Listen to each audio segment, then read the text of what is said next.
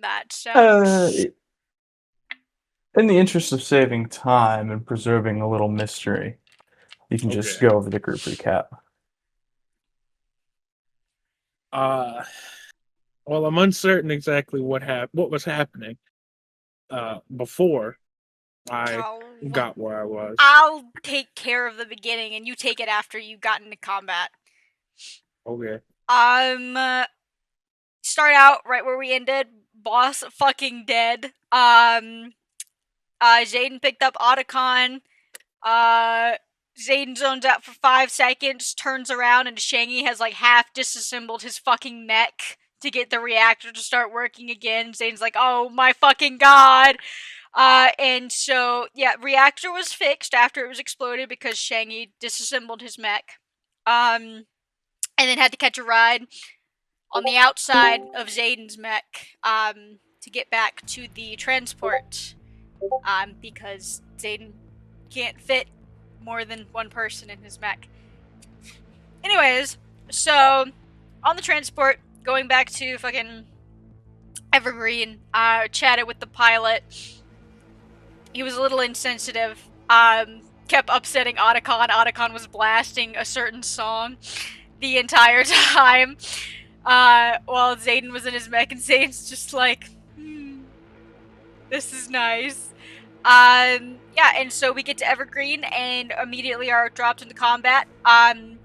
Boss is dead. Shangy doesn't have a mech, so that means Zayden gets to take care of it by himself. Zayden and his 3 HP mech. Yeah, so we get instantaneously dropped into combat. Zayden drops Shangy on a random roof, and then goes to shoot things. And he was piecing up those mechs.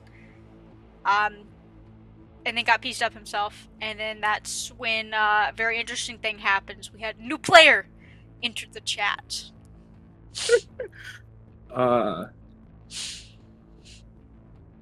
They had wiped out the initial introductory force that appeared, and then all of a sudden, another enemy and a support unit for said enemy appeared, and then a little bit to the right of said enemies, left from the map perspective, but looking towards their objective, it was to the right. This old, decrepit-looking mech, just huge, decrepit-looking mech, just came out of nowhere. As boss is alive, I guess. I guess.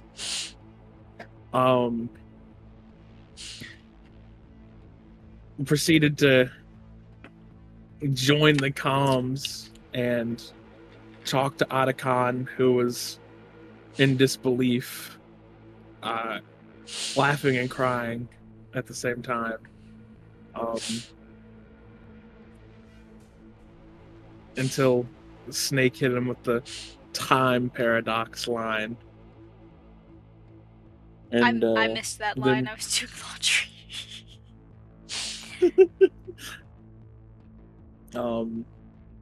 And then second round of combat started. Boss just got right up in the face of these two new mechs. It was a back and forth. We destroyed the support relatively early on, and then this motherfucker just proceeded to play cat and mouse the entire fucking fight. That son of a bitch of a mech, dude. Yeah. Until Shangy fucking hacked his systems, because he almost made it to his target. And then Shangy hacked his systems and was like, who decided that? Who decided that? And you hit him with the fucking triple movement and over the other way. Put him Absolutely right in ludicrous. Put him right in Snake's face. Snake started throwing hands at this mech again. This mech fucking shoves the mech that Snake is in and tries to get away again, and Snake's just like, who decided that? And pops his core power instead of getting up from prone, losing his movement, and he just starts sliding through the ground because of the core power to move, and he fucking destroys this mech. Slides like that one scene from One Punch Man season 3.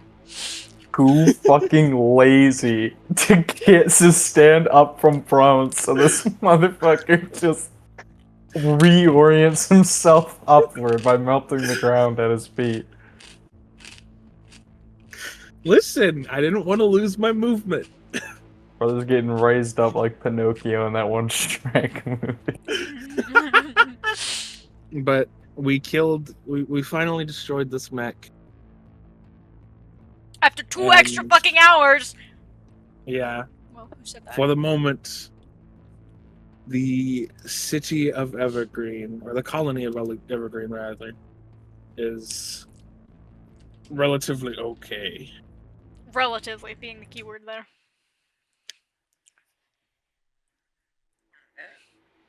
And this is where we ended it.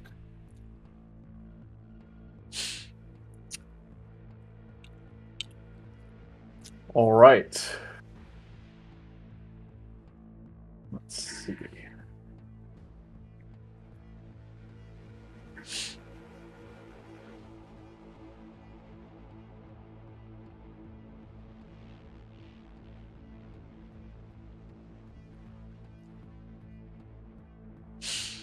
Given the fact that you guys are literally right outside Evergreen, it's very brief before you get back to your quarters.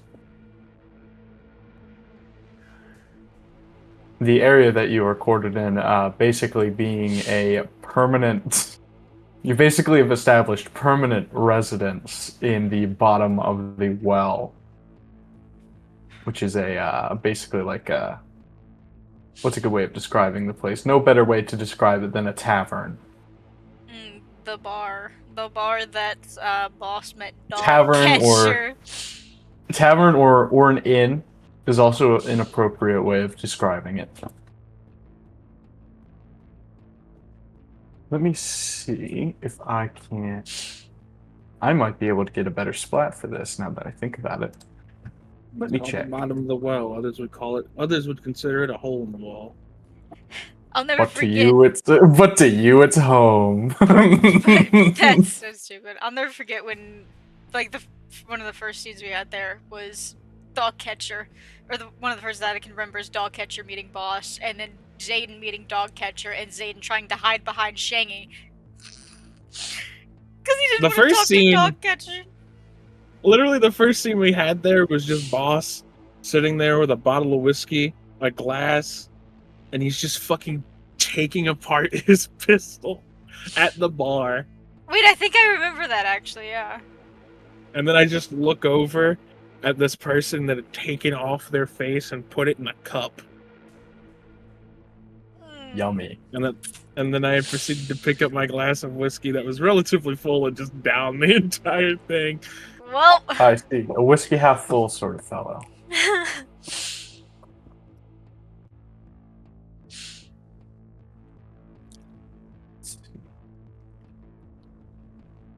Because more of somewhere in here.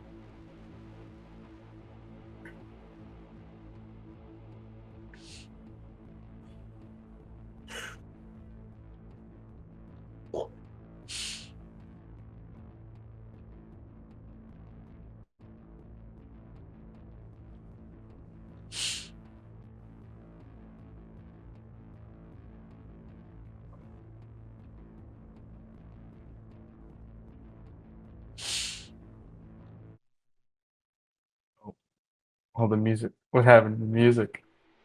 Oh, it just restarted. Let's see.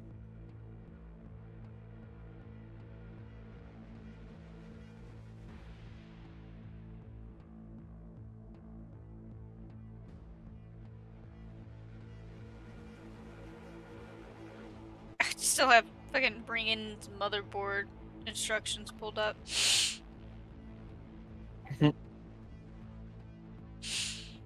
Oh, it is. Oh, it's real.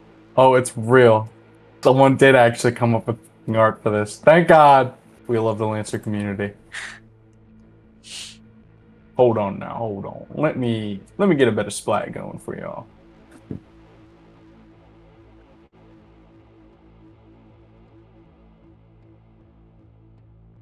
Boom. Bang. Boom. Bada bada boom. Pow.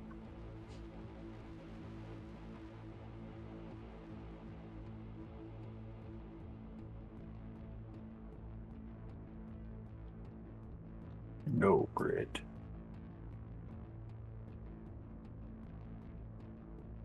No ambiance.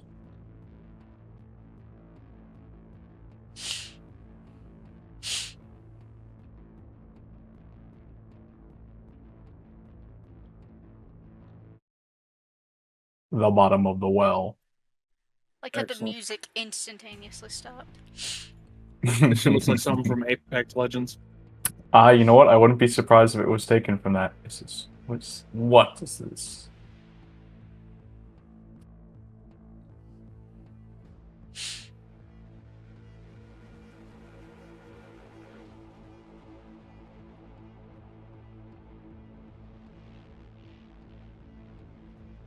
Let's see. Also, fun fact about these things. That's what Hersinia's wildlife looks like. Figured. It is almost completely and totally comprised of arthropods. So, like not necessarily spiders, more like many varieties of crab and lobster. Lobster. Sniper lobster.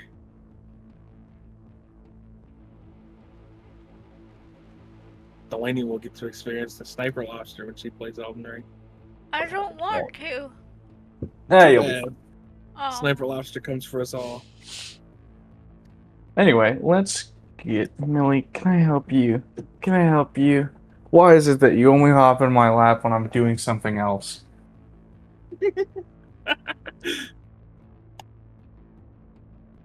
Let's get down to business. I To agree. defeat the Huns. No more music. Yet they sent me daughters when I asked for sons. Foreshadowing.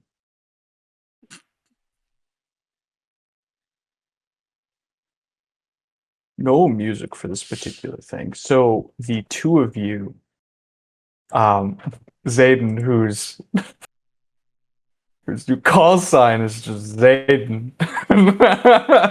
Yeah, we changed it so this entire time, it's just Zayden's call sign is just his name. Zayden does not care. He's not creative enough to come up with a cool name, so it's just his name. I would prefer to headcanon it as that Zayden got embarrassed by his pilot name and decided to just make it his normal name. That also checks out. He would do that as well. So what's your call sign? Zayden, that's my name, I got nothing to hide. It's like the old call sign was like one that was given to him by whatever fucking company made him. It's like, no, actually, I want my name. There is a literal carbon copy. But Zayden and Snake, the two of you, are now officially off duty for a very brief moment of time. Just earlier this morning, you were woken by the sound of an alarm and a first priority emergency transmission from Patience, ordering you to go and defend that reactor. And just shortly after that, you had an encounter with that strange berserker trying to take down the Omni node that kept Evergreen connected to the rest of the known universe, so to speak. Good thing, then, that you succeeded in your job.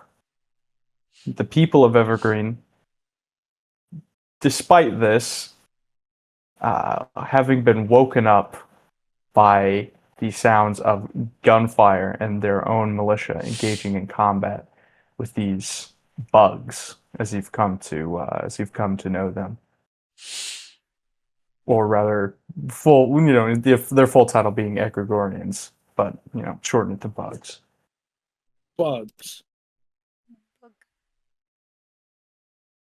With this fight with the bugs coming to a head, everything's starting to simmer down now. People around the town are sort of tense, but you won, and their power only very briefly flickered in the middle of the night, so it's probably fine.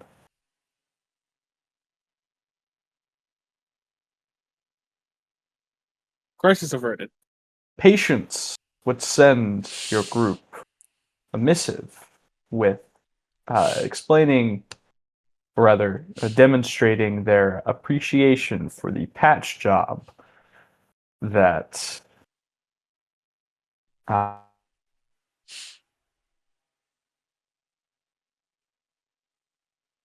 it was serviceable enough.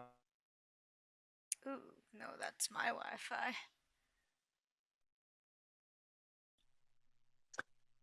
The one who would be received I see. the bottom. I see. I see. I see. I'm changing it. Give me a moment. Damn. Largest room they have at the Hold bottom of the on! well. So Hold it's on! like, I'm dying. Help me. Hold on. Hold on. My shit's tweaking.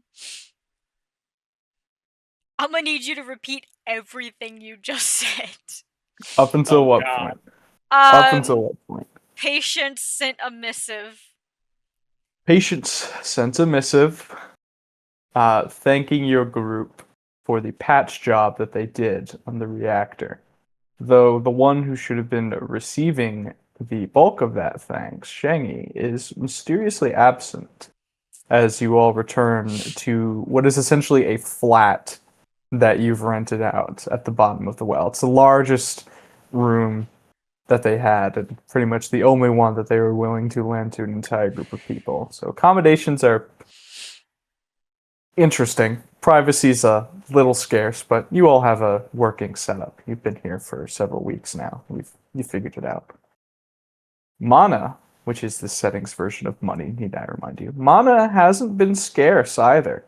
You've not needed to scrape by for food or any amount of alcoholic beverages which you would wish to imbibe. Union seems to have stepped in, rather overstepped your prior employers in supplying you what you need to continue this mission. And as it turns out, Union, being an intergalactic federation, is a lot less stingy with their money than Mere Smoke is, which has afforded you some luxuries during your tenure here at Evergreen.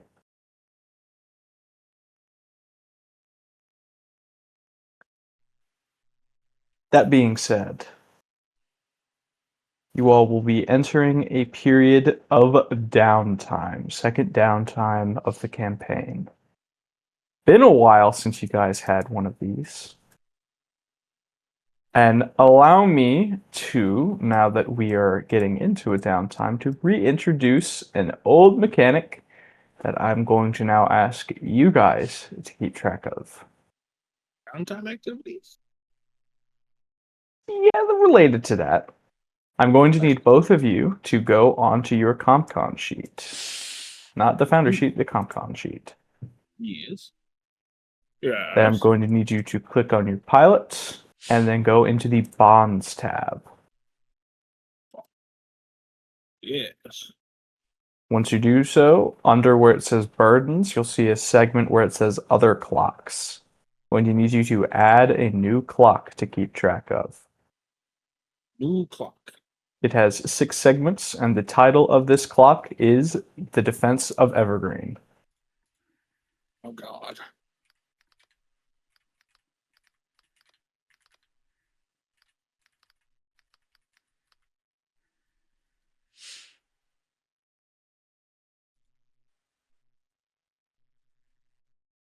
I will let you know that you guys currently have 2 segments of this clock finished. How do we change that? The plus button. Oh, I see. 2 out of 6. Oh god, 4 more segments to cut through.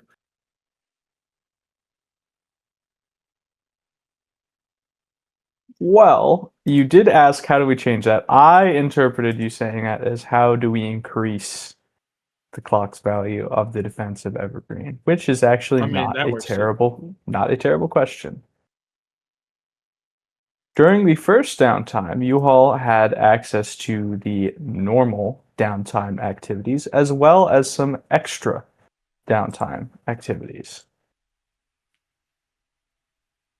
I will spare you going back into the recording to figure out what these are, if I think we even have a recording for that. No, I think Even the if we do, downtimes were done in person. they were. Yeah, Lancer's house. that's the first session we were all together in person for Lancer.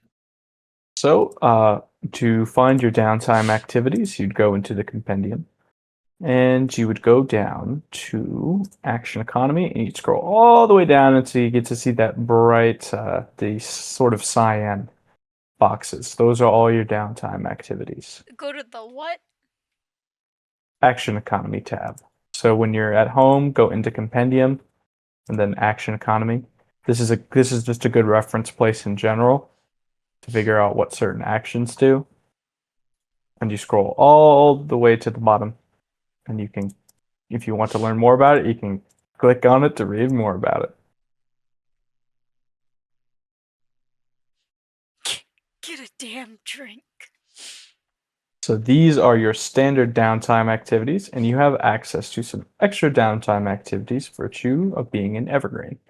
And if you don't like any of the options that you see, you can always come up with your own custom activity. You can just get into a gunfight with. Correct. How many downtime activities do we get to do? Is it only one? One. Generally one. Even if the downtime extends for multiple weeks? It would just kind of, that particular downtime activity that you chose would just extend through those weeks.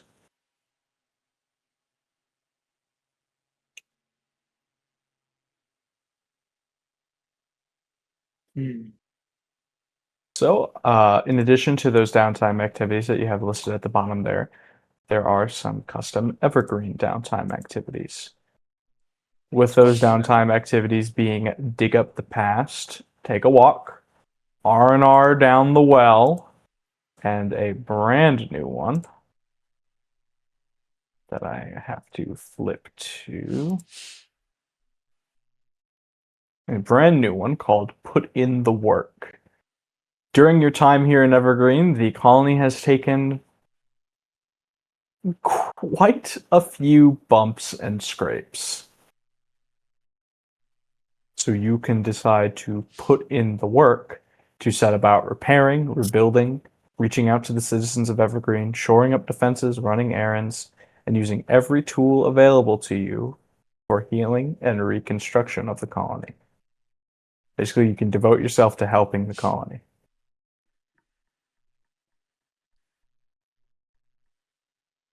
And I will tell you, this is the one reliable way to increase the defense of Evergreen Clock. This is one downtime activity that can do it, rather. So you also don't feel I was about to say don't feel beholden for both of you to do it. If both of you do it, we just take the better result. You don't stack the effects. So now I'm torn. Because I technically could finish the construction of the gun I wanted to make. Oh, that's been done. That's been done. My pistol that can put mechs to sleep? Oh.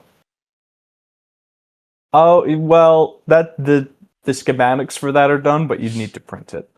But that's yeah, that's done. I started this originally and I needed special tools to actually create it. So I started half construction of it, and then you said the next downtime I'd be able to finish it. Yeah. You had the first prototype has been finished.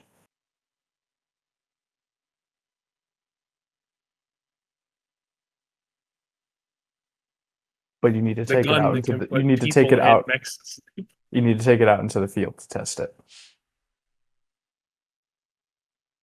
I love shooting virus darts. You can just get into a gunfight with someone. That's true. If you want to test it out that way, you psycho, you can do that. I mean, What is the plan here for your guys' downtime activities? I don't think Zayden would help the colony. you Fair enough. socially awkward I bastard. don't think he cares enough. And he just doesn't want to talk to people. So, what downtime activity do you think Zayden would be interested in?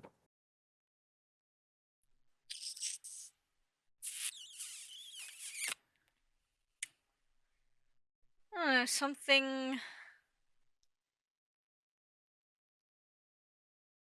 Hold on, let me look.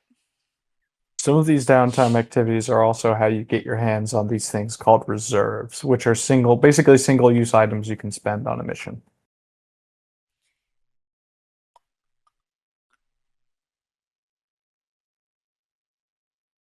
I mean, probably either gather information, scrounge and barter, or get a damn drink. All right. Which of those sounds better for you? Actually, how about this? We'll go over Weylyn's downtime first, since Weylyn, I'm assuming you already have a downtime activity in mind. Well, if my pistol's already built, I don't have to worry about that. Um,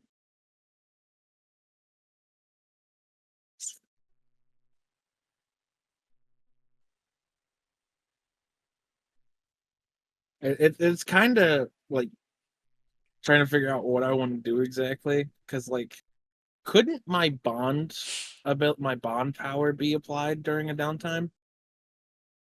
You could probably stretch it, but bond powers are generally meant to be used in scenes.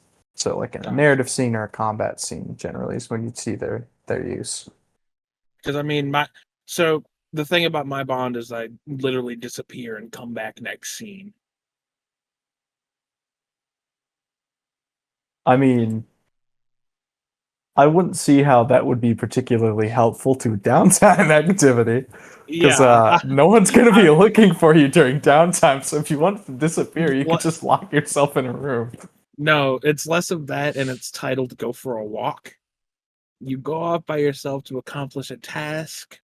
You name your goal and you return to the group next scene successful, having accomplished it off screen, but the GM chooses one of these effects. You have Ironically perks. enough, take a walk is a downtime activity you can do in Evergreen. Yeah, and go for a walk triggers the effects of I've hurt someone innocent, I raise an alarm, come back with pursuers, or start a ticking clock, or I come back hurt, taking 2 stress. If the task was too dangerous, difficult, or complicated to accomplish alone, the GM will tell you that when you return, but will also tell you exactly what needs to be done to finish it. Gain increased effect when you take the action to finish the task. So again, that would be used more in a particular scene. Gotcha.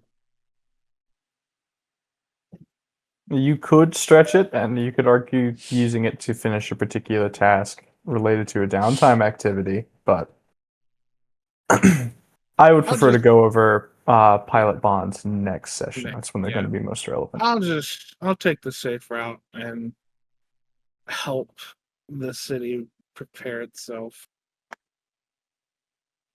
All right, and remind me, what does Otacon's casket look like again?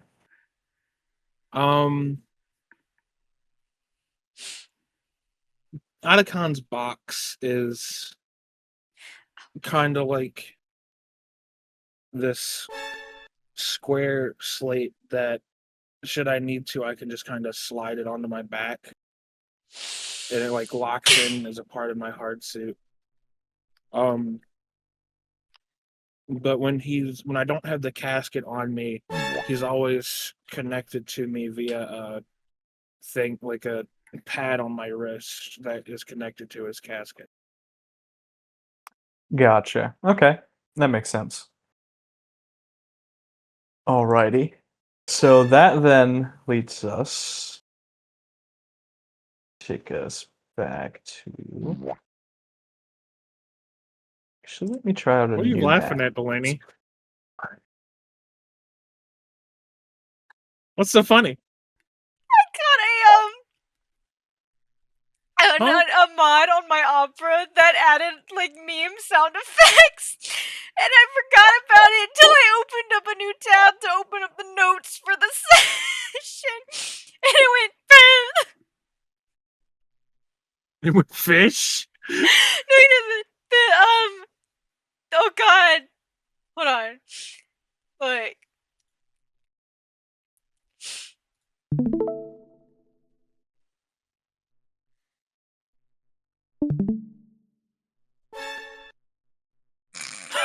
Ultra instinct noise. No, look.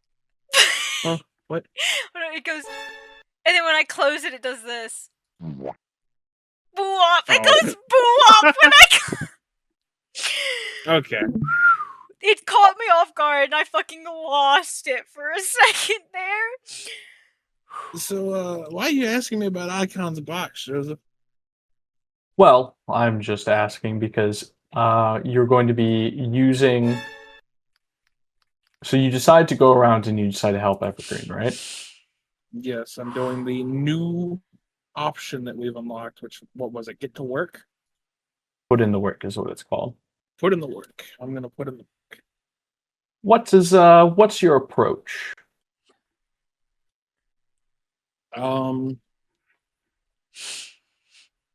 Well, this just kind of depends. This is where you could potentially use your narrative skills. Yeah. So it depends on we have fabricators here. Correct. Would I have the ability to fabricate a body for Otacon?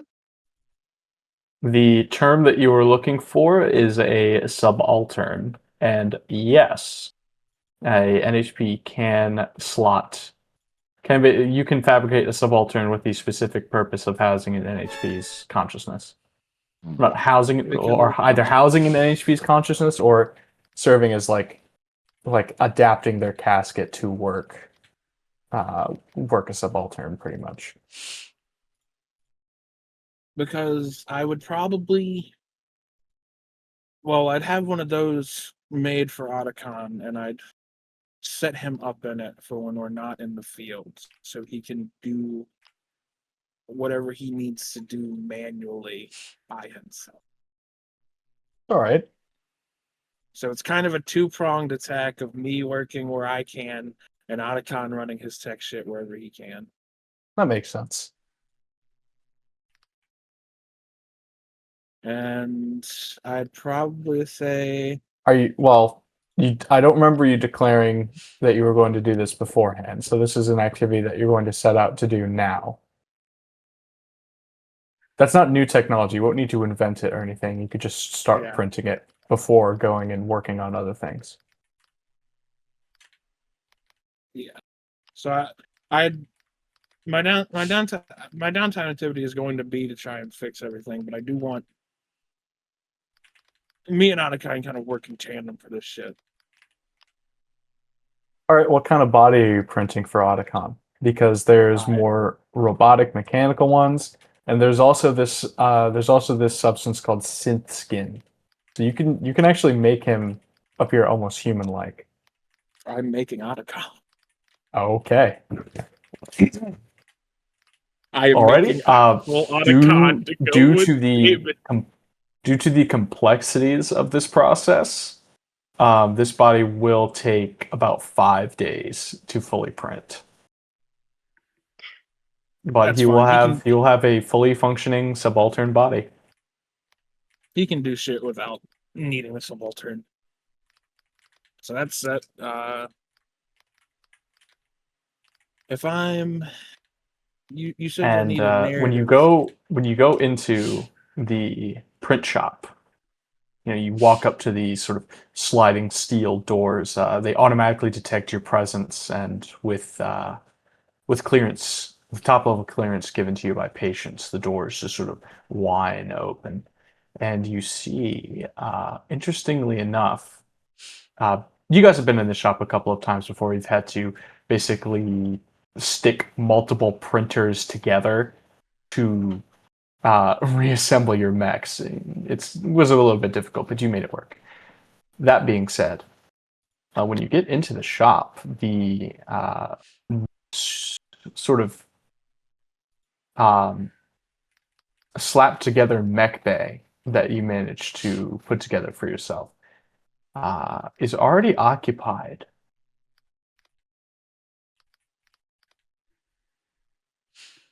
It's occupied by a relatively freshly printed lichen frame, just sitting there waiting for you.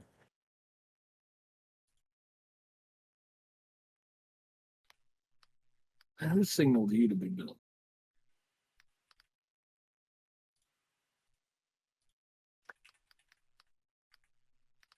Given the fact that this is a size 1 frame, this thing probably should have taken like at least a week to create.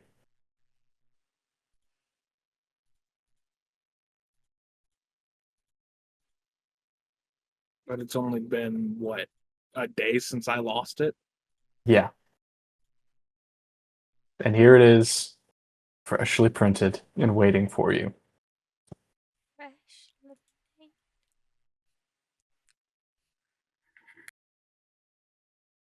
Otacon, upon seeing this, is understandably cautious and runs a quick diagnostic scan on the lichen. And, well, you're not going to believe this, but it's the exact same mech you had before. Well, it was destroyed. Same material. Someone must have dragged it all the way here and repaired it. Strange though, I don't remember seeing any communications from patients saying that they did that. What is going on here?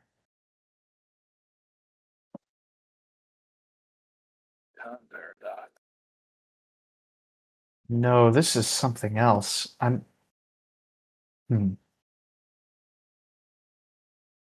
did they? That doesn't make sense. That mech was scrap. Like, there was no hope for repairing that thing. Well, not necessarily true. If we got it back into the shop, it would have taken a while, but we could have fixed it within an afternoon, I reckon. But it looks like someone went ahead and did it for you. Does this mech have battle damage on it at all? No, it looks as if it's been freshly printed. There's not a scratch on it. But Otacon, that doesn't make sense. If it was rebuilt, it would have battle damage. I got hit by a giant hammer. This thing looks like it just came out of a printer. Even the outer shell, it's undamaged. Again, as if it's been freshly printed. And we will quickly, while the two of you are marveling over what the fuck happened to your lichen frame here, Zayden, you're just having gotten back to your quarters. You finally get a chance to relax by yourself without anyone else in the flat. What does Zayden do to relax, right? Like, get a damn drink. So you go downstairs. How do you dress? How do you dress? Or you just wear this like your combat uniform and just go downstairs? He doesn't really have Physical. anything else. Fair enough. Is that the downtime activity that you're doing, by the way? Get a damn drink? Yeah. That's a good one. I always thought that one was funny. All right. Get a damn drink. Are you using a particular... What skill would you want to use with this one? Actually, Never mind, this one doesn't. Ooh. Oh boy. Well, actually, no. You can use skills for this, or you could decide to just let it ride and just do a flat roll. What? How does one get a drink? Why do I have to roll to get a drink? Okay, so are you? Well, the downtime activity, get a damn drink, is like it's got a specific thing Okay, attached to let me it. look at this really quick. If you just want to like narratively just go downstairs and grab something to drink, you don't have to roll for that. That's fine. But I just thought you were deciding on that as your downtime activity. On a 9 or less, decide whether you had a good time or not. Either way, you wake up in a gutter somewhere with only one thing remaining: your dignity, your possessions, or your memory. Yeah. On 10-19, gain 1 as reserves and lose 1. A good reputation, a friend or connection, a useful item or piece of information, a convenient opportunity. On 20 plus, okay. So I just make a flat roll. You can, or you can decide to flex one of your skills for this. Okay, what the fuck kind of skill is what the fucking kind of skill is gonna help? What the fucking kind of skill would work? Honestly, even if it's low key bullshit, just like you could just come up with something. What? As in, like, just you don't have. You can kind of stretch the like use cases of some of these skills. My skill triggers, right? That's what I'm looking at. Yeah, yeah. You can use those, or Those- you can just choose to roll flat. Skills in Lancer are like, in my opinion, from what they look like, it's like, how exactly can you model these to this situation? Yeah, they're meant to be more flexible. Can I use survive first through harsh, hostile, or unforgiving environments? Oh, you know what? You have social anxiety, so that makes sense. uh, oh Jesus! Like me playing the goat man in Barony, I'm drunk all the time because if I'm not, fucking people just beat the shit out of me. There you go. Oh, also, in the pilot narrative section, there's a section for clocks. Oh, nice. Delaney already added one for you Okay, for the cool, defensive thanks. evergreen. Thanks. You're welcome. Let's see. What was that result? Oh, a 20. Oh, okay. A 20. Weylyn, what was it 18 plus that 2. you and Otacon found? I was like zoned out there for a second. I need to put it in the notes. Oh, I walk into the mech bay and discover my mech, the one I left with that morning, completely intact, no signs of battle damage, like it had been freshly printed. But it would have taken weeks to print it. At least a week.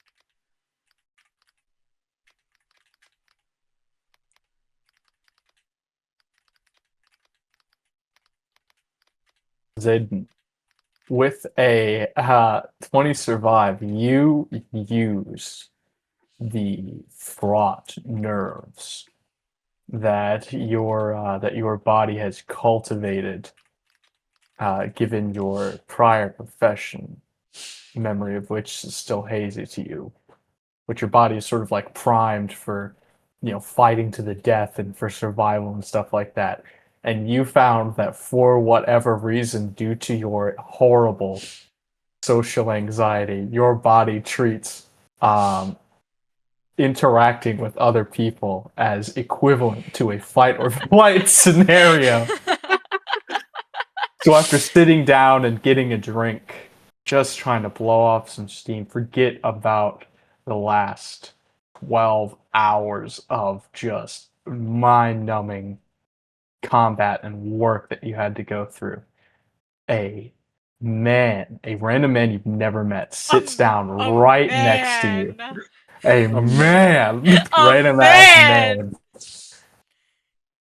sits in the bar stool right next to you, and throws his arm around your shoulder. Smell alcohol on his breath. Immediate horror. You can smell alcohol on his breath. And he's slurring his words. He says, "Hey there, buddy. I don't remember seeing someone like you around here."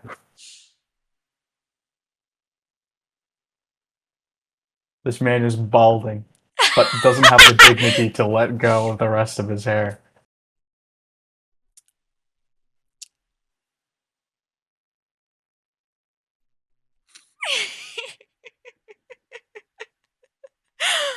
Zayden, you got a 20 plus. You have a stiff drink in front of you. What is Zayden's fight or flight survival response to this scenario?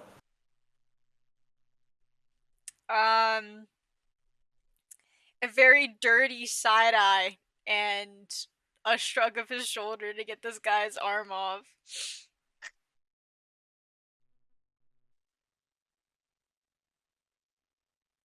All right, and upon doing that, you brush him off, and he's like, "Oh, okay, fine. I'm not dense. I get it. No one wants to hang out with old greasy Larry." It's just leans forward. He looks like distraught. He's just leaning on the counter. "Bot said there's drink of your strongest, please."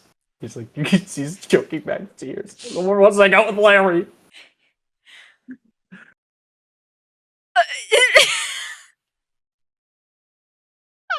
Why would you do this to Larry, Delaney? Why would you do this to him? Why would you do this to Larry? Larry's just a good guy.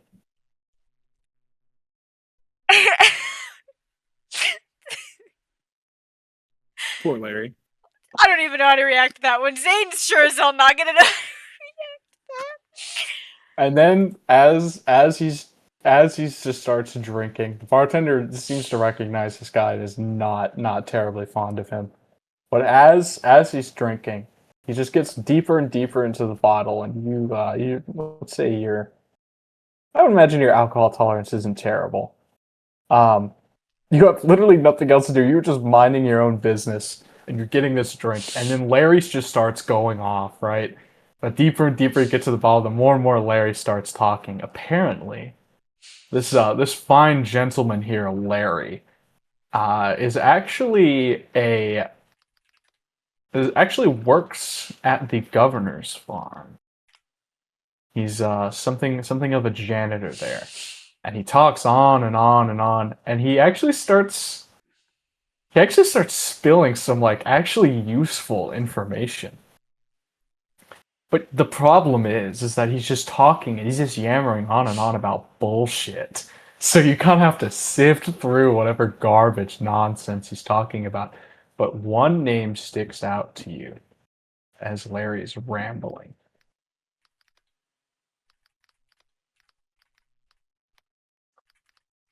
He mentions, and then Patience was talking about how CRT's coming in and how they're gonna whip everything into shape, which that just sucks because I like you guys. You're cool with your mechs and you're sort of going around and doing cool shit and stuff. I don't think CRT's gonna give a shit about us. No fucking landmark, bastards. What are CRTs again? CRT. For whatever reason, that name, that abbreviation sounds familiar to you. But you're not quite sure why.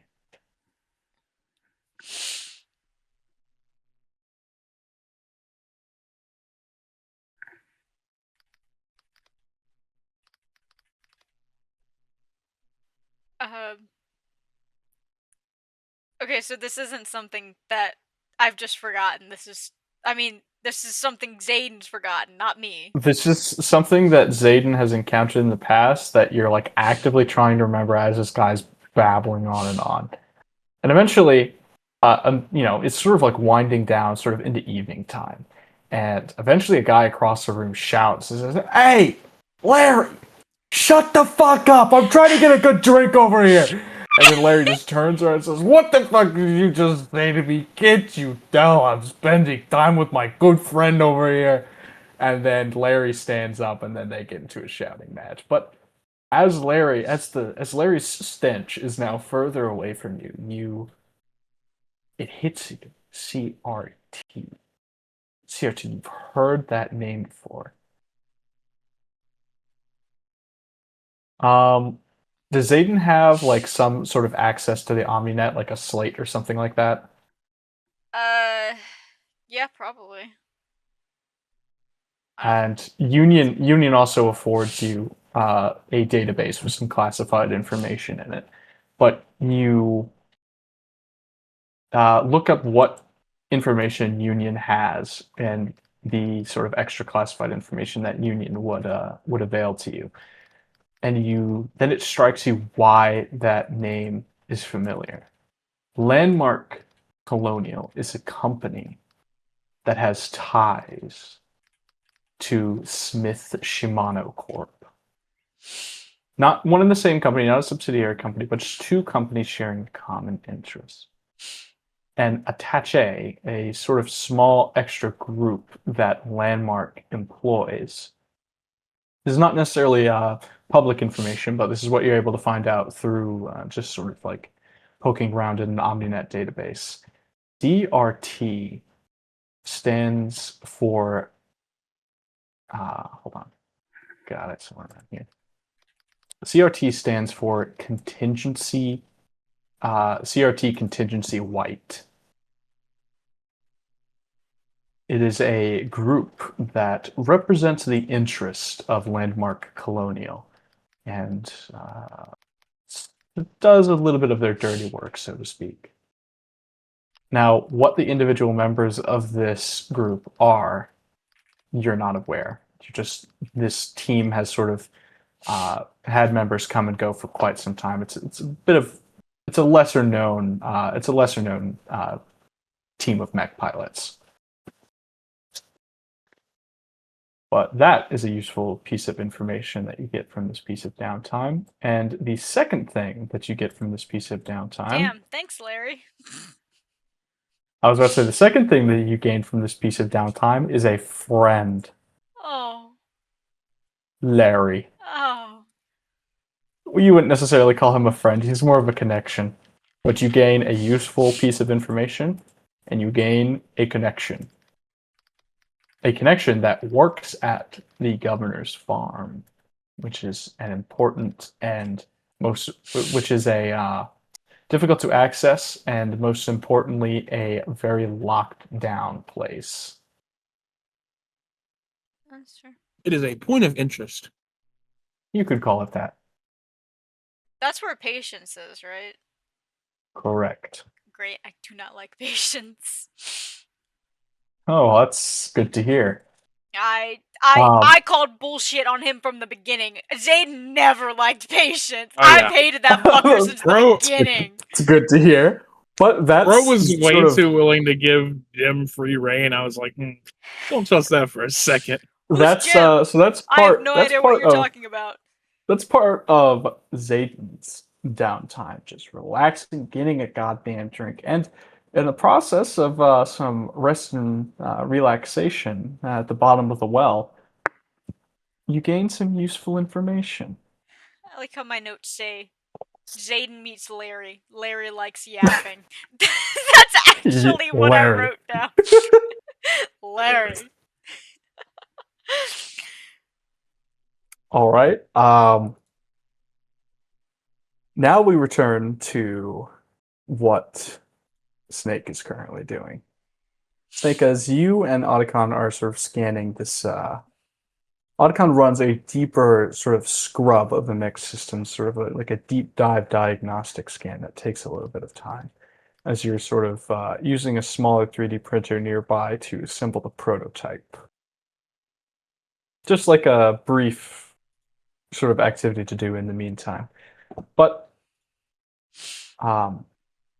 as the diagnostic scan continues, you are putting together this prototype of yours, and you see over on a nearby table, you pick up a slip of paper.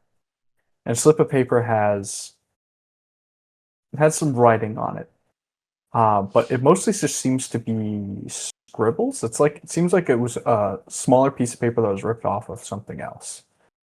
And on the back of it is written, "Enjoy the gift," and signed by a person whose only designation seems to be O, just the letter O.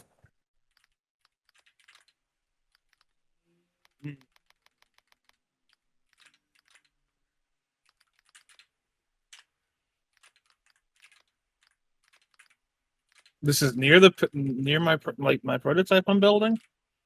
This is sort of like on a table off to the side, but in vague proximity to the printed lichen.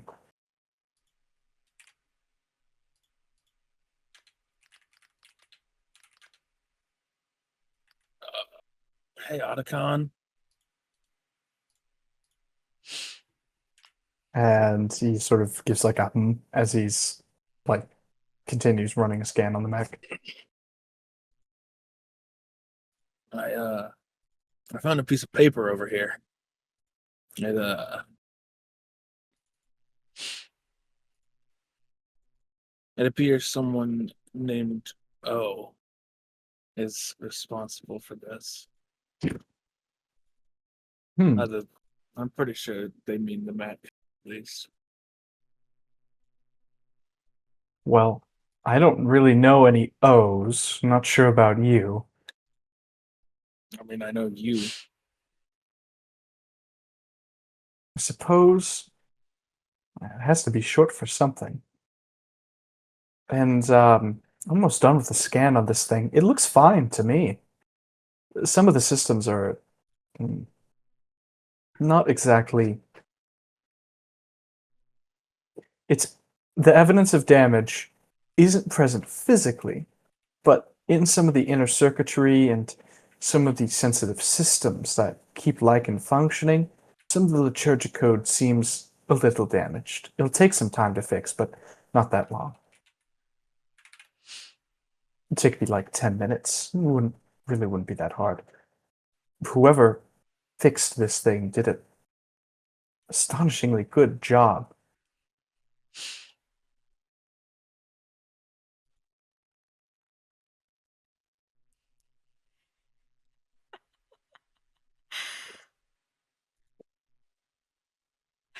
I'm still not convinced they actually fixed it.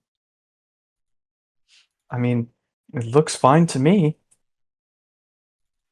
Like, not that they fixed. I'm not convinced that this was the same one that I destroyed. It is hard to believe, but it is the exact same down to some mishaps that occurred when we originally printed it. I mean, it's 1-to-1. I don't like that very much. I don't like that this It thing just is appeared. it is a little unsettling, I'll give you that. Here. We could take it for a spin. If it ends up being that something's wrong with it, it wouldn't be difficult for you just to shut it down. Yeah. I have multiple redundancies in place in case manual override doesn't work either. I mean, I do need to. I was going to help Evergreen get its defenses in order, so I might need the mech for that. Very generous of your time. That's good. Let's see. Right, and you were going to put in an alter. You were going to put it in a print order for a subaltern pattern, weren't you? Yeah. Well, I can stay with that and monitor it while it's printing. Will you go off and help, I suppose? It's not like you're not still connected to everywhere I go. Of course. Patience still lets me access some of the drones and subalterns as well, so I can monitor you while you're working.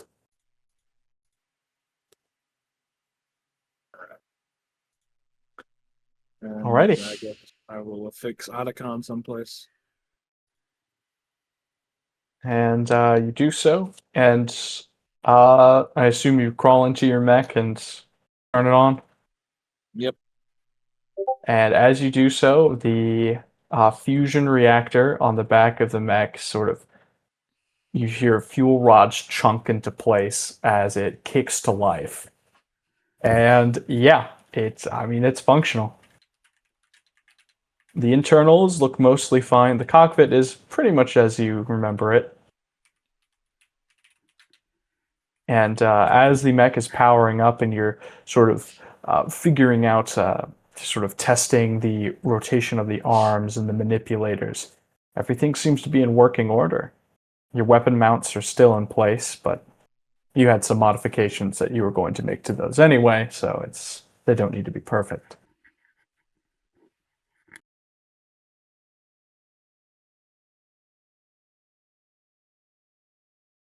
Do mechs record videos?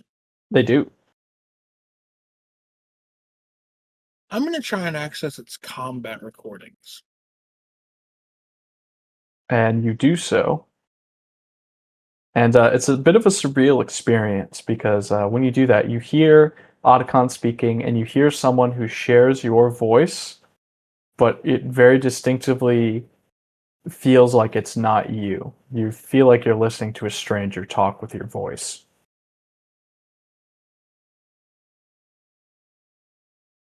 I don't like.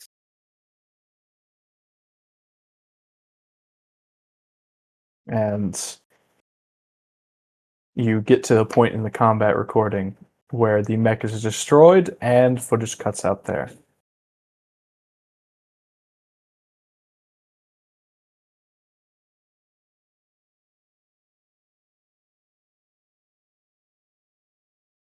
I suppose as I just power it up and get rid of all out, I just kind of. Otacon, do you have full audio recording of everything that happened in that last fight, even after the mech got destroyed? After the mech got destroyed, I'm not so sure. It was pulverized pretty badly. I could.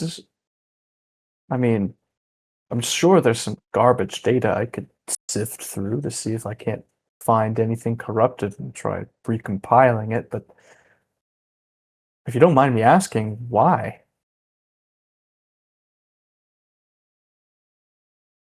No, there's no doubt about it that now I know this mech is the one that got broken, considering it has the exact combat data recorded from that fight. Which serves to confirm our suspicions.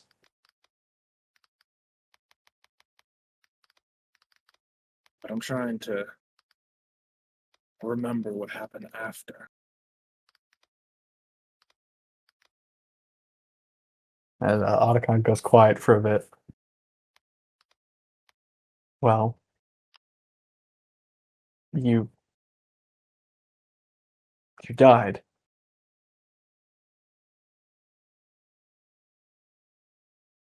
I mean, I take it I know I died. No, well, yeah, you were filled in.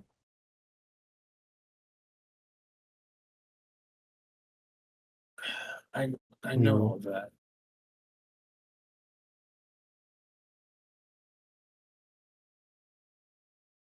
I'm trying to make sense of what else this mech might have picked up even with it.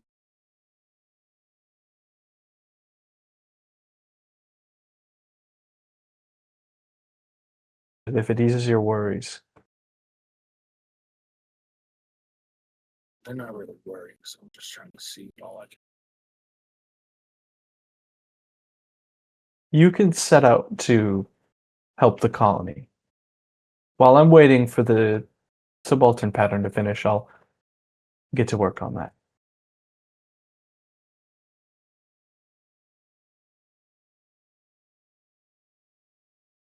Thank you. How?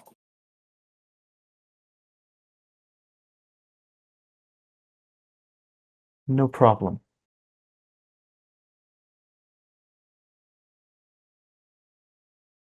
And sort of like silence follows that.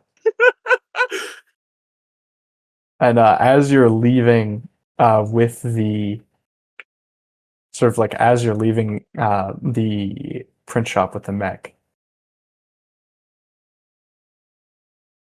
like you're like halfway outside of the steel doors, walking out with your metallic titan, so to speak. You and Otacon will communicate with you over the over airwave. It's not necessarily airwaves, but he'll patch in and communicate with you. You're you're not you're not John, are you? Fear not.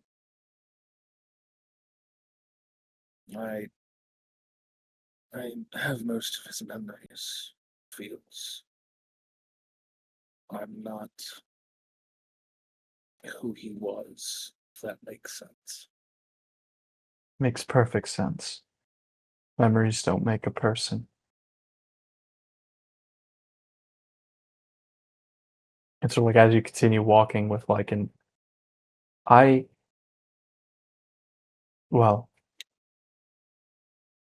we were friends for a very long time. You should remember at least parts of it. Remember But it's not some- you. You're not him, rather. I'm not.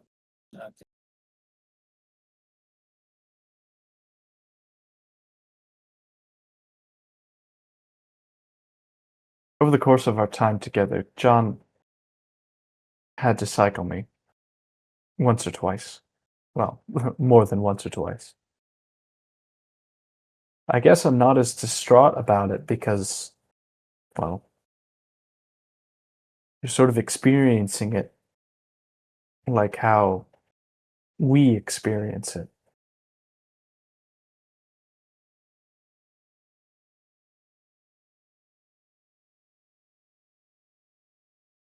I have my own opinions, of course, but some NHPs liken shutting down and restarting, or cycling as it's called. Some of them sort of regard it as death, almost, like a really long sleep. You just happen to wake up with the memories of the previous subjectivity. I've always felt like myself, so I can't really say I've had that experience.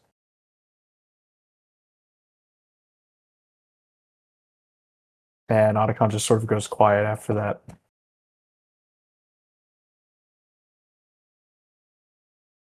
It was strange. I woke up in a tube about a few clicks from where he died.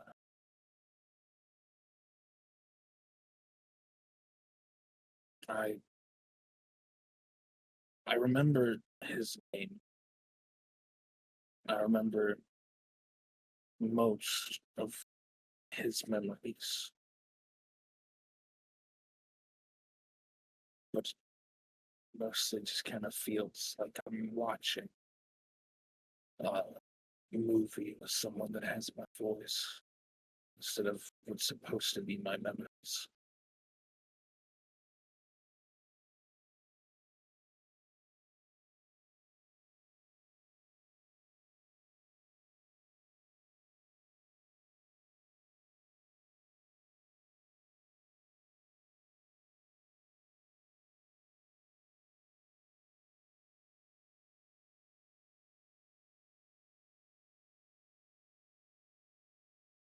Well,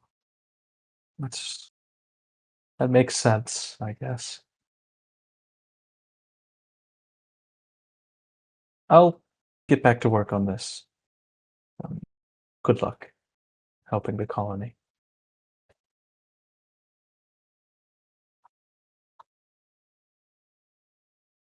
Thank you.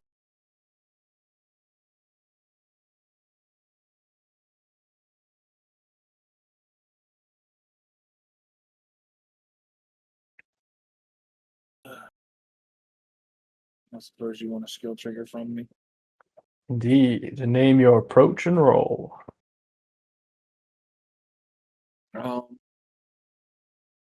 Well, since I'm mech side, it would make sense for me to start working on the bigger project since I have the strength and size to do it. So, I need my pilot sheet.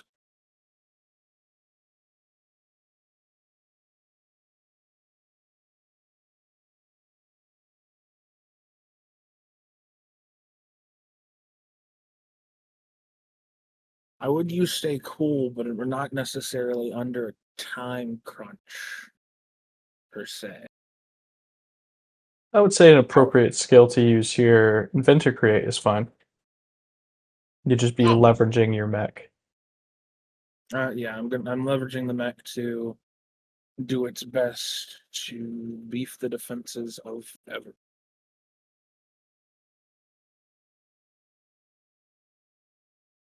Vent or hey yo. Very nice, very nice. And you would approach the eastern wall of Evergreen, which has a massive gaping hole in it, as several militia members in hard suits and engineers are all looking at a scaling problem. Patience has ordered that the breach in this wall be fixed within the week. But with resources as tight as they are on keeping the rest of the colony running, and with some issues lately getting the subalterns to work, it's been tricky. Tricky that was until a Horus Lycan strides onto the scene and then picks up basically an entire vehicle worth of materials, tons and tons of materials, and then just like walks it over to the wall and just starts reassembling the goddamn wall with a mech. Given that this thing is a machine of war, it does take everybody aback a little bit. And whatever Using the fucking slag carapace to fucking melt this shit to form it to the wall. whatever basement dwelling Horus hacker was responsible behind the liturgic code that created the Lycan pattern group would not have ever guessed that his work would be used to fix something rather than tear it to shreds. But the mech is surprisingly adept at that.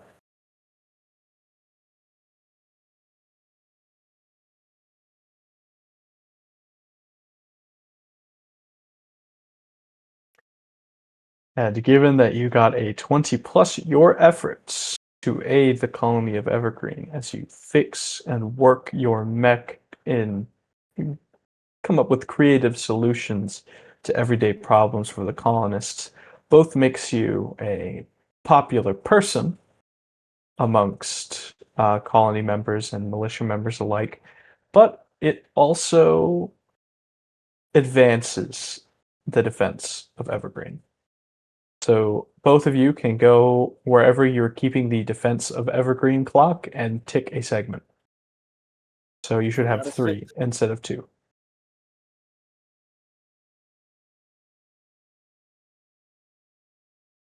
I'm fixing shit. Colonel, I'm playing Legos. Colonel. This shit's easy. Colonel, I'm they've playing got fucking Legos. shields. Not for long. And after the After the subaltern finishes printing, Otacon will, over the course of the next couple of days, the subaltern will eventually finish, and Otacon will ping you sometime early in the morning that it's time to complete the installation. I'd go to where the subaltern is. And the shop is empty in the cool morning of late spring, soon to be summer. And Otacon is sort of sitting right where you left him. And the shockingly realistic looking body that he is going to be inhabiting is Does it have sitting freshly clothes, or printed. is it just? Oh, what it's there. They did not print clothes. No, just the body. It's okay. Snake would have the outfit he thinks Otacon would wear. It's alright, Snake has the clothes meant for him. I have the clothes. I was prepared for And this. you. I you was do prepared have the for clothes. nudity. Well, I'm not explicitly describing it, but it's just hanging out. Colonel. Colonel, what the fuck? This makes Colonel, this is getting a little too close to yaoi for my taste. this makes my snake solid. Shut the fuck up right now. Well, I don't like you saying how I'm rubbing your fucking hands together. Weylyn, please! But right as you're about to pick up Otacon's casket and sort of finish the hookup / installation to install him on the subaltern, Otacon tells you to wait a minute.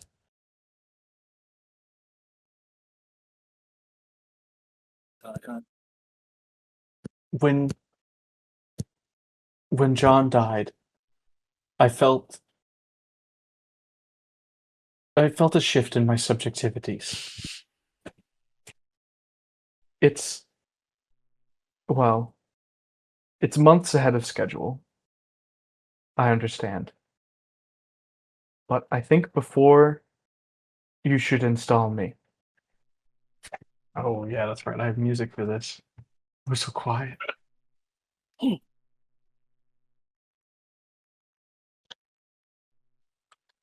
see if this plays.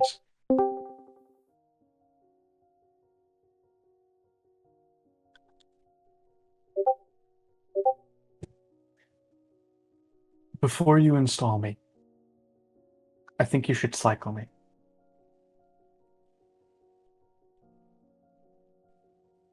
Are you certain about that?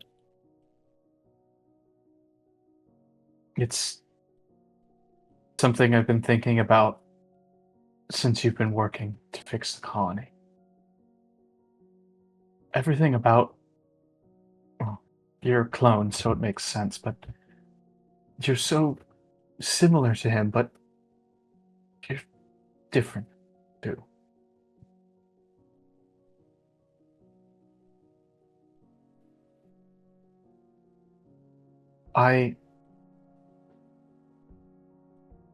It hasn't been easy to come to terms with the fact that I don't think I'll ever see John again.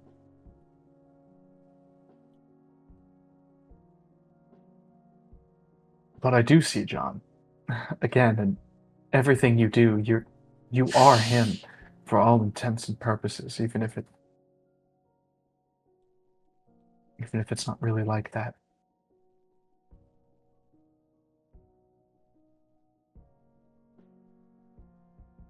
So, yeah, I would like you to cycle me before you hook me up to the subaltern. I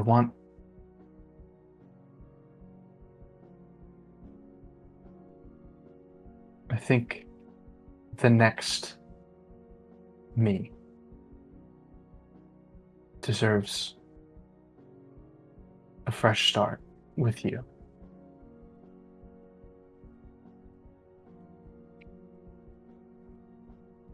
Okay then.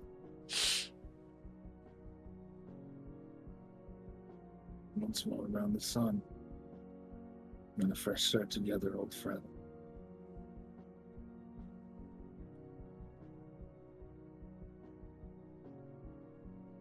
And a part of Otacon's casket is just sort of like a hissing sound as it opens. And sort of like a rather conspicuous red button presents itself.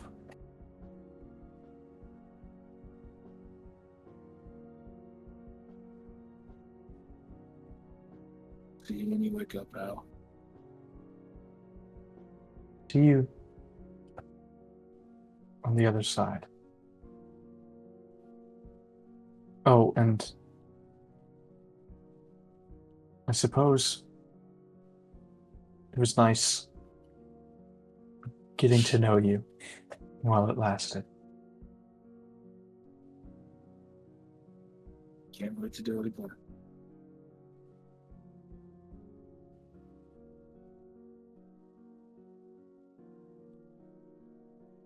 And Snake would just slowly reach out and press the button.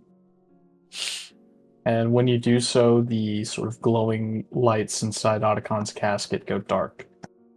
And you are left in silence for what feels like a sort of a small eternity.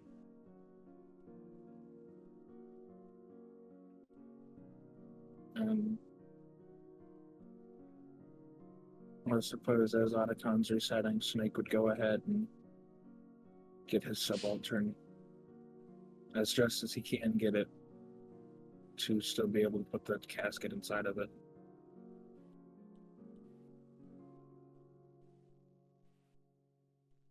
And he would do so.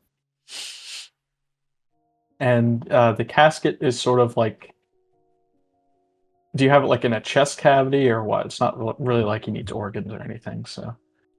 Yeah, it makes sense for it to be in the chest cavity. And when you slot it into place, eventually the lights inside of it sort of flicker back on. And it takes a moment, but there's sort of like a jolt almost as it's connected to the subaltern body.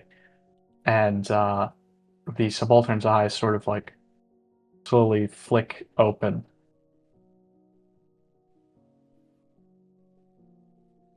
As the Otacon in his new body sort of squints at you. You wouldn't happen to have any glasses, would you? It's kind of hard to see. I was about to... Oh, right. Last thing I forgot. And Snake just kind of pulls open his jacket pocket, and he pulled them out, and he cleaned them off, unfolding them, and he handed them out towards Otacon. Thanks. You'd grab them and put them on, he'd slowly blink. Oh, it's you. I know you. I'm Hal. David. And you see him chuckle. Hal and Dave. That's a good one, isn't it? Sure as hell.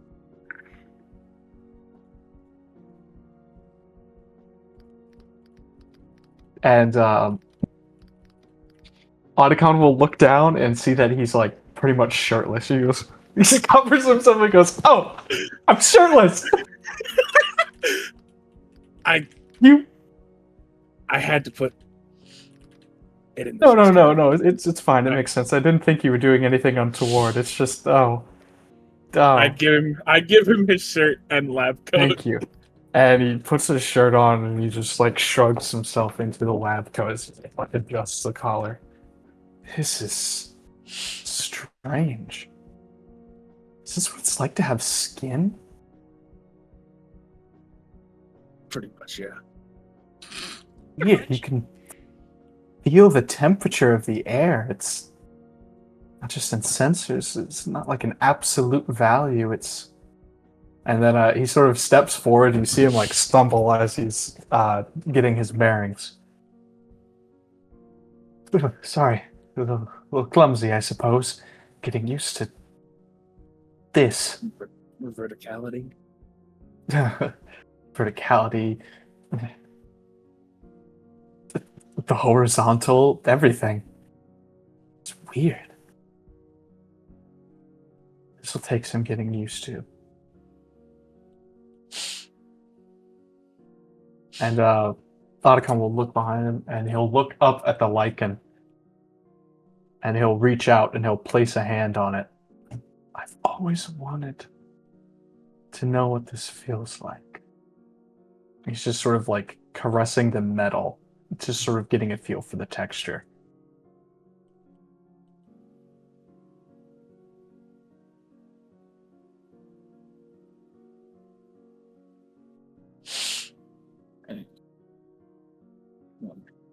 You know, now that I think about it, how are we going to both operate the mech? I don't think there's enough room in that cockpit for two of us. Think I'd take your strings away from you? I've got stuff to reprint on it anyway. It's getting an expanded part. Well, I certainly can't complain about that. I trust your judgment. Just, you'll have to give me a bit to get used to the tactile sensations, I suppose. I mean, Delaney, I see your fucking expressions over Fuck up! I'm minding my own damn business. I'm over here drawing and typing. I'm taking care of business. I'm not playing on my phone. I'm taking care of business. you still got all the abilities you used to have. Now you just have your own mobility.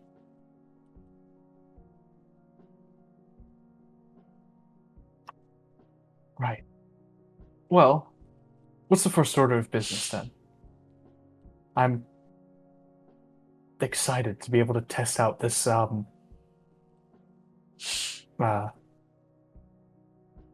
it feels a little awkward calling it a meat suit.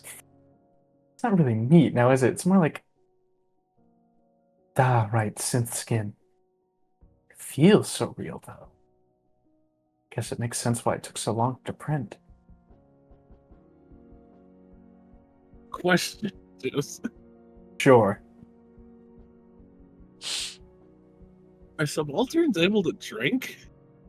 I mean, yes.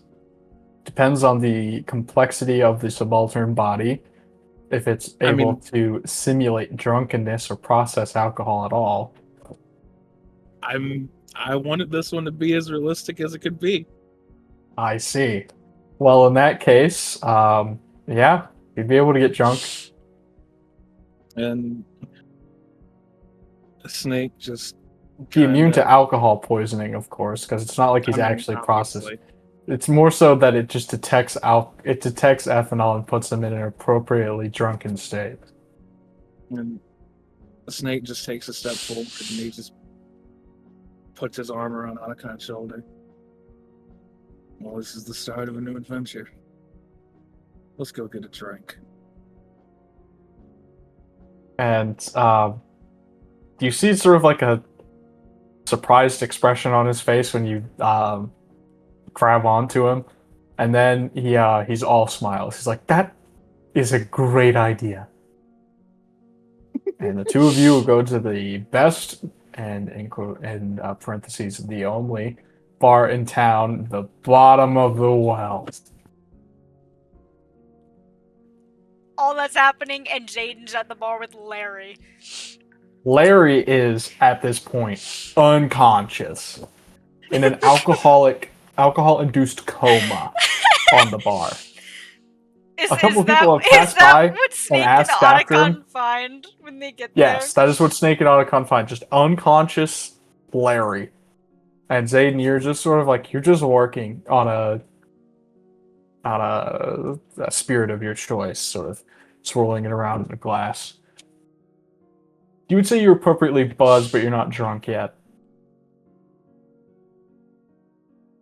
There's 2 open seats to the left of you that Snake and Otacon can sit in.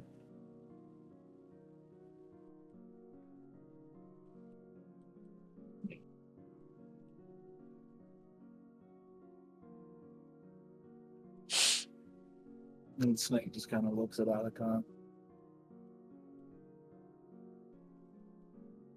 I say we go bug one of the only friends we got around here. Otacon will just sort of lean over to the side. That's Zayden, isn't it? That is indeed Zayden. Huh. He's a lot shorter than I remember him for some reason. Verticality's tricky. Well, I guess everyone's short when you're piloting a mech, but he really does seem kind of diminutive, doesn't he? What the fuck? What the hell, Otacon? That's how you see it. And Snake kind of starts walking towards the bar. Hey, Zayden. Zayden will look up because he's like occasionally glances over to Larry, like passed out next to him. Otherwise, he's just staring in his drink. He'll look up when Snake calls his name. What are we drinking? And Zayden like will look at his drink and then he looks back and is like, to be honest, I have not been paying attention. And then Zayden will look over Snake's shoulder and do like a bit of a double take. And Otacon is mutually awkward, just sort of like just stands there. This is literally his first time in a social situation that's not with Snake. Zayden looks at Otacon and this is the immediate thing in his head. Zayden's like, who's your friend?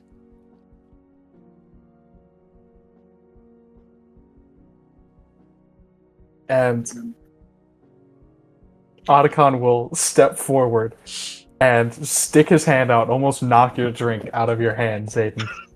How? You're Zayden. I know we've met. Well, technically we've not met, but you know me by Otacon. And he sort of pushes up his glasses. It stands for Otaku. No, Otaku Convention. It stands for Otaku Convention. You like anime, don't you?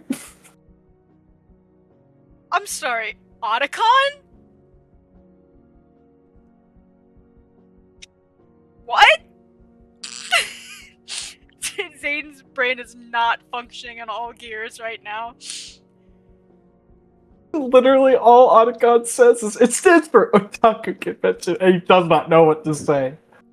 He's just standing there. Zayden's just standing there, his mouth like opening and closing in confusion. What? What?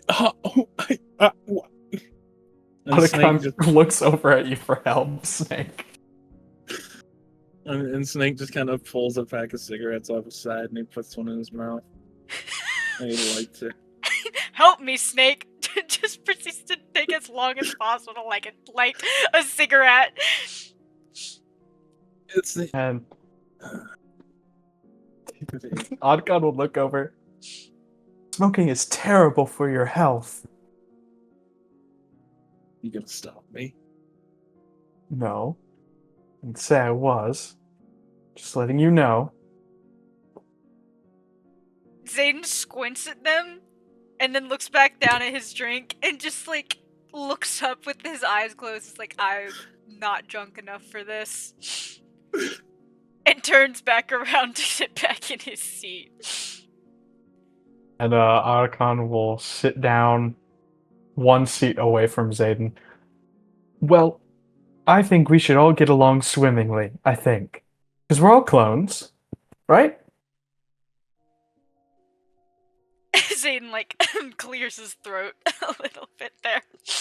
Like, as he says that, by the way, like, the entire bar goes silent. Zayden just puts his head in his hands.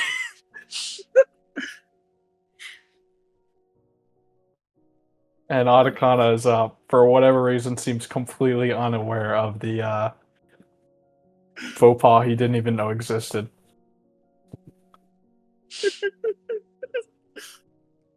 It's at times like these.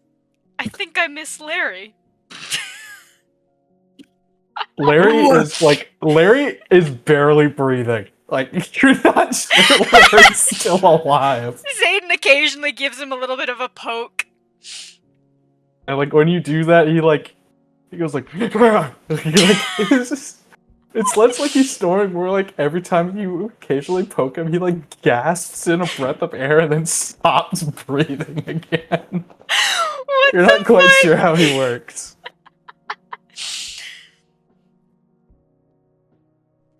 Wow. And the snake would just get a drink. Like a drink for him or a drink for Otacon. And he just kind of looks at both of them. Well, cheers, you two. Let's do a new beginning. Zayden is like already halfway drunk and is a little confused as to why you're all of a sudden super sentimental, so he's just like, yeah. Yeah. It takes another sip of his drink. And Otacon's like, yeah, he sounds like more enthusiastic. And then he doesn't like sip it, he just chugs all of it. You were going to regret that. And Zayden's just like, Zayden turns, looks wide-eyed at Otacon. And Otacon's just like, you see his face like screw, and he's like, oh, this tastes really bad. Oh, does all alcohol taste like this? Not all. Just most of the things brown. Oh, this is terrible. Can I have something else? He already fucking drank that glass, so you don't really know what he means.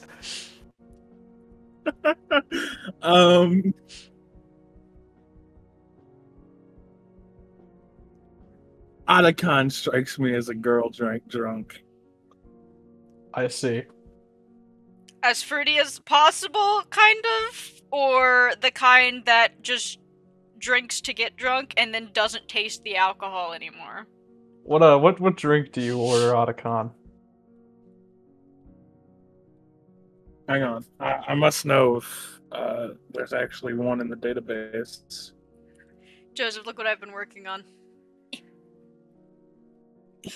Peek. Oh my god. Look, hold on. Wait. The fucking soldier meme. Yeah, hold on. The shell shock one. Yeah. I thought about it earlier when I sent the GIF into the general, and I'm like, wait, I need to make this of Zayden. Keep in mind, in the official book, Otacon generally does not drink alcohol or partake in drugs. Generally does not partake in alcohol. Yeah, that's about to become a character trait here in a second. This is the first time drinking, mind you. He's going to overdo it.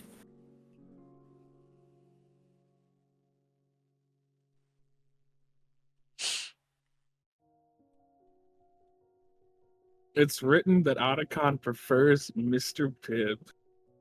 Mr. fucking Specifically, he likes Mr. Pibb extra. okay. It's better than Dr. Pepper. I see. You know what? That's based as hell of him. That's based as hell of him. So you start him out on another beginner drink. You get the in-universe hyper-future equivalent of a Mr. Pibb and rum. Yeah, Mr. Pibb and rum. On this menu, it's just called a Pop'em and Sock'em. Pop'em and Sock'em sounds about right. It is a cola, but it is not mixed with rum. It is passed through with with a sublethal amount of absinthe. Oh no! Like wormwood absinthe. Oh no! That kills people!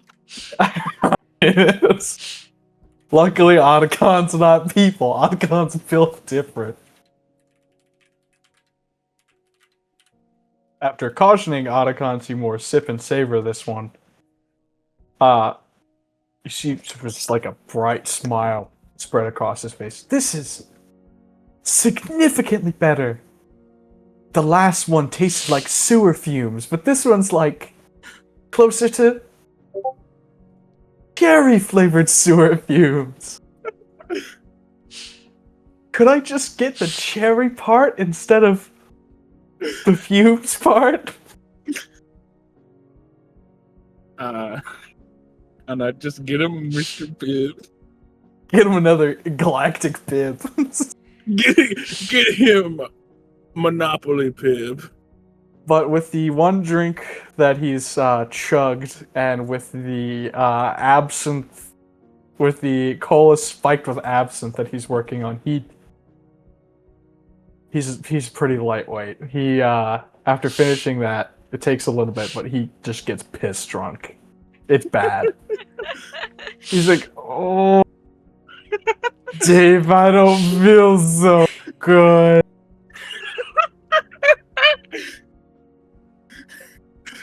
It's okay, Hal. You'll be alright. I don't feel like I'll be alright. I feel like I'm dying. Can I just point out? You can't. Can I just point out that Snake never introduced himself as Dave to Zayden, so Zayden's just in there and just says to himself, Dave? Who the fuck is Dave? Just like under his breath. Just like just lays his head down. He's like, oh.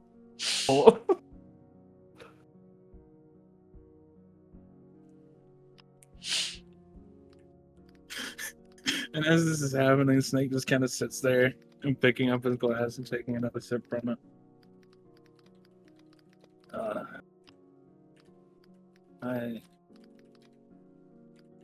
I feel like I should specify.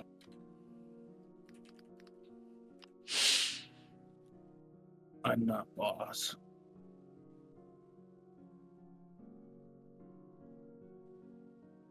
You have both your eyes, right?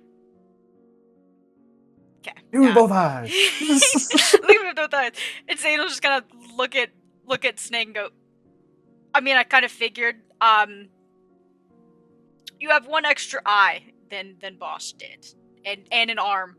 You have a couple of extra appendages that Boss did not have. I mean, have you ever been cloned and came back missing parts? Generally, the clone process fixes that from my knowledge. But yeah, Zayden, you'd say you're missing parts. You don't You're missing remember some who parts. you were. Yeah, Zayden just kind of shrugs at you. The fucking. My family's dead. What do I do? Oh. But I have all of Boss's memories.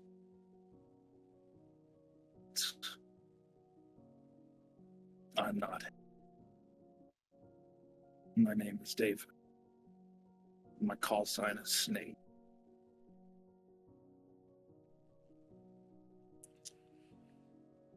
I mean, I did kind of figure you were different. I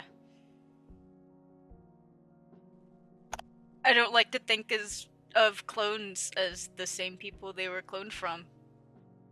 But that might just be personal experience. Anyways, I guess it's nice to meet you, Snake.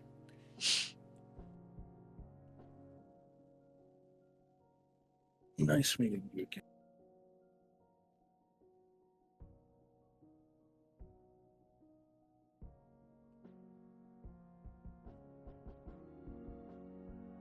And then it goes straight back to that awkward silence. See, that's Like, the glorious it's thing about having it's conversation occasionally- with Snake. It's funny because you're just trying, after having a conversation, right back to the comfortable silence. and then I hear that grating sound. Is it Larry? You hear Larry like gasp for breath. Zayden like turns to his sides. Oh shit, on he's my, on my alive. left, Daisy. On my right, AJ. EJ, These partners stink of poo. So I'm assuming the And- setup. I'm assuming the setup is like, is it like, Boss, Otacon, a space, Zayden, and then Larry next to Zayden? No, it's Larry on the right, Zayden, Otacon, and then Boss on the left. Okay. So Larry is directly next to Zayden still? Yes. So Larry like gasps in as he breathes once every couple of minutes, and then when it's quiet, in between the time between his breathing, you just hear Otacon groan in pain. So there's never actually silence. It's either like or oh. Zayden will give Larry a couple extra pokes every time he gasps too loud. Trying to turn down the volume. Yeah. How do I mute this fucking thing? Zayden turns to Snake at some point and like motions to Larry's like, I'm not actually sure if he's alive. I'm gonna be so completely honest with you. He kinda just like stops breathing. I'm sure And the bartender's cleaning a glass. She's like, yeah, Larry does that. Yeah, that's Larry. Is it like a medical condition? Is he like... No, we just think he's like sleep apnea or something. I was about to say, Snake's just kind of leaning back and looking down at Larry. I thought sleep apnea like weird in this turn of the story, but okay. Oh no, not at all. As the bartender continues, my uncle has it. I think CPAP machines have just gotten real small, you know. So it's they're not as it's not as cumbersome anymore. It's it's just one of those things. Zayden just like nodding along very intently, like he's actually focused on this. Like this is a very important topic to him, but in reality, he's trying so hard to keep up with the conversation right now.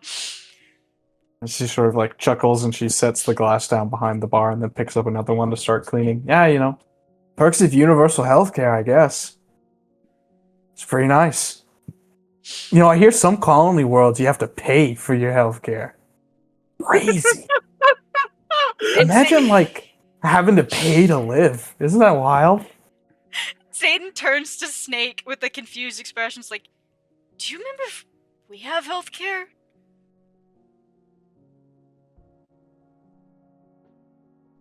That's a good question. Snake just turns to Otacon and pokes Otacon. Otacon, did we have healthcare? Otacon sits up and is like, he's like sways a little bit. He almost like throws himself backwards out of his chair. You have to like catch him. Oh, no. We have dental though. MSMC gives dental. Free dental exams every cycle. Zayden's like nodding along. Oh, okay. Yeah, no, that's not that bad. Dental's no healthcare. We got dental. Bartender's just like nodding along. He's like, oh yeah, dental. Well, no healthcare, but we got dental at least. Oh no, yeah. You've got dental. Dental's pretty good. Do we need healthcare if we just get cloned? And the bartender will just sit there and like think for a second. Like she then just like pulls her slate out of her apron. She looks at it and is like, let me look that up actually. Whoa, yeah, okay. Big thing about that actually. So, you guys are familiar with Harrison Armory, right? HA. Yeah. Zayden makes like the so-so sign. Yeah, well, one of the megacorps, Harrison. So apparently, Harrison got into big trouble with Union way back in the day. They got into huge trouble with Union. Something about clones and personhood and stuff like that. Union treats clones as legally the same person with like the same rights and stuff like that, but they don't inherit like the debt or like responsibilities of the last person, because like HA pilots would die and then they'd clone them and it'd be like, okay, congratulations, you've just been born into this world. You have 30 years of debt to work off and no childhood. Apparently that was like a big debacle. It's like apparently it's still an ongoing issue on some HA colony worlds and stuff like that. It's yeah. Some of these colony worlds where you have to pay for healthcare, I guess. Oh no. No, for HA you don't really pay for anything. You're just kind of in debt your entire life. Well, Oh, that I is a see. difference. That is a big Yeah. difference, yeah. You don't actually buy anything. You just kind of work forever. anything you you die. buy just get put on your debt. Yeah. They just kind of like assume you would have paid for something, and then you pay for it with your work. Huh. Damn, that I see. sucks. Yeah, it's pretty bad. Damn. That's really sad, actually. Well, my shift's almost over. I think I'm gonna go take a smoke break. I'm kind of sad now. He like steps up in the bar and she takes her apron off and she just goes outside. That's very fair. And as the evening winds down into night, Zayden, do you decide to continue carousing with your pals here, or do you retire early? Zayden is pretty plastered at this point. Alrighty. He's a little concerned if he leaves Larry too long, he'll just like fucking croak. Eventually, Larry wakes up, and the night just gets wild from then on out. You briefly remember at some point,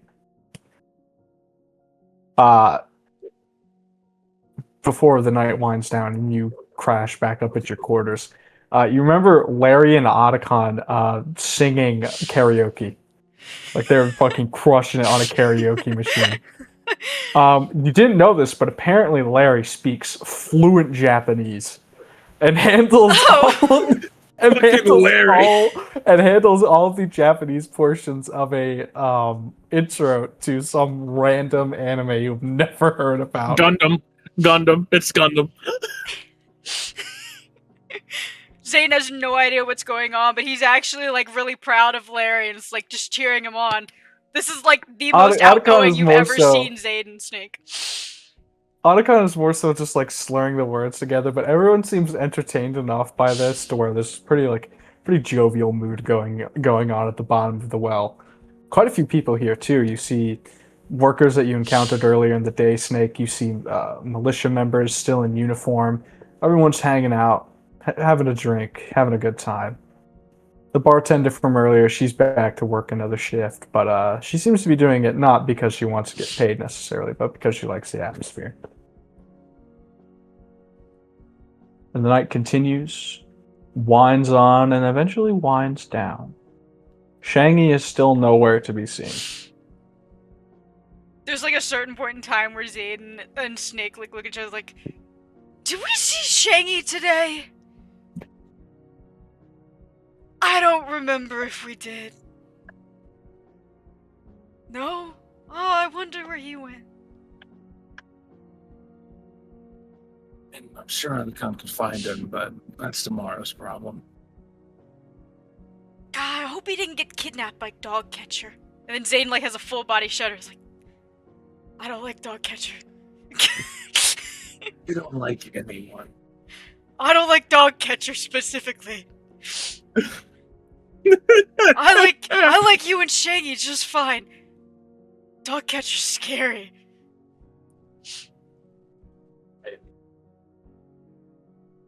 That's fair.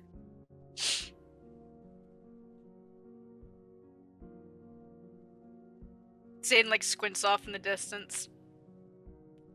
I don't know where Dog Catcher went and it scares me. I'm scared they're just gonna appear. They probably will.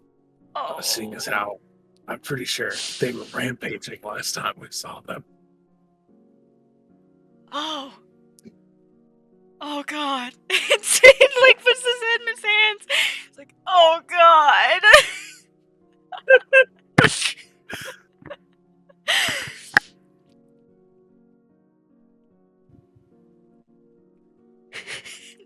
You successfully scared the shit out of Zayden. He's like curled in on himself, like muttering occasionally, oh god. Eventually, the evening winds down, and all of you return to your quarters. Shangy, still not being around, means that Otacon gets to sleep in a proper bunk. And you practically have to carry Otacon upstairs as he's I figured I was rambling gonna on have about to. something. And you lay him down, and he's just laying there. He's like, wow, being drunk is so cool. I never thought I'd be able to drink when I was in that casket, but now I got hands and a mouth and an esophagus and a mostly functioning digestive system. Oh, sleep. This is great. This is what you guys do all the time. This is awesome.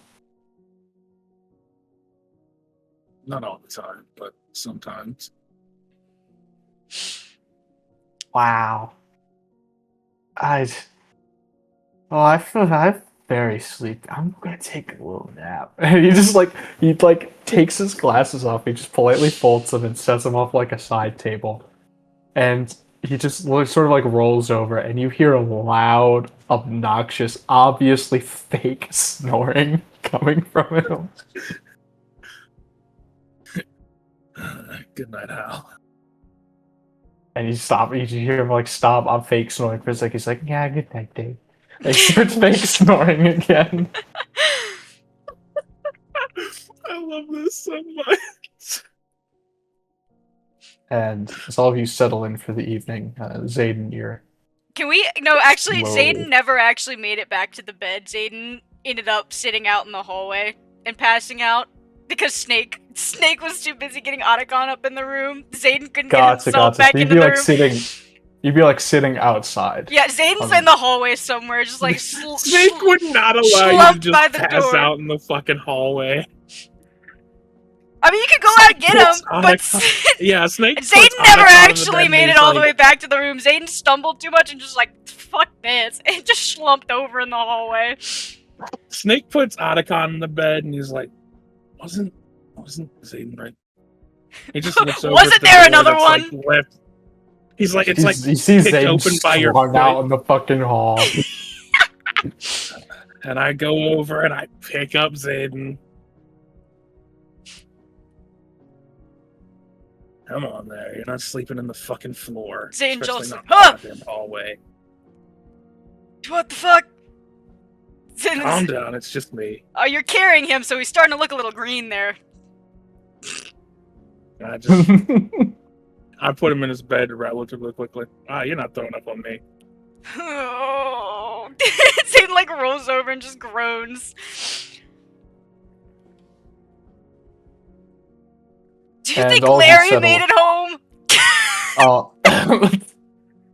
And then last you saw Larry, he was going for a joyride on a construction hard suit. You're not sure if Larry is still alive.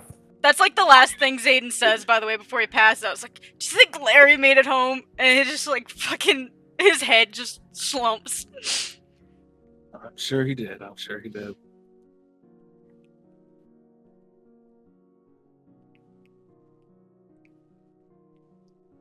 You settle in for the evening.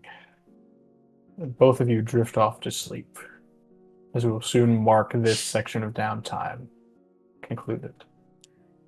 But before that, That was so much Delaney, fun. I loved that segment. you are coming with me to the Meta Vault.